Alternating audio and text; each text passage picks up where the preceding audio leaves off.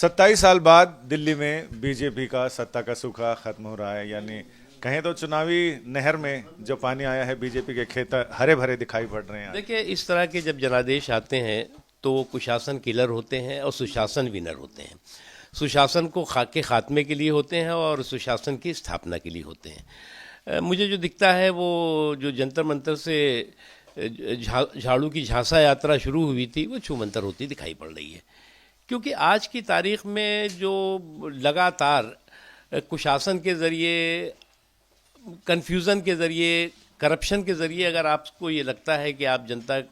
का दिल जीत पाएंगे तो ये गलतफहमी है। उससे भी महत्वपूर्ण है, एक चीज़ आपने देखा होगा कि जो सांप्रदायिक ध्रुवीकरण का जो रिवाज था वो भी नरेंद्र मोदी जी ने समावेशी सशक्तिकरण के मिजाज से ध्वस्त किया है, और समाज का हर तबका इस बात को अच्छी तरह महसूस कर रहा है कि नरेंद्र मोदी जी ने जब विकास में किसी तरह की कमी नहीं की तो उनके साथ वोट में कंजूसी क्यों की जाए।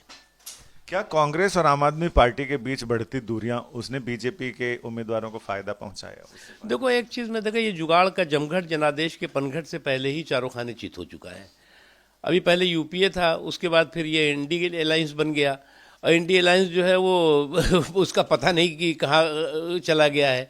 तो इसीलिए हमने कहा कि जुगाड़ का जमघट जो है वो जनादेश के पनघट से पहले ही चारों खाने चित है, और उनके जो गठबंधन की गठरी में जितने छेद थे उससे ज़्यादा उनके अंदर महत्वाकांक्षी मतभेद थे।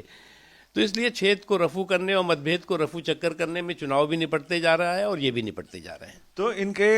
जो बीजेपी ने मुद्दे उठाए थे, शीश महल, यमुना की सफाई और सफाई, साफ पानी, आम जनता तो साफ पानी के मुद्दे पर बहुत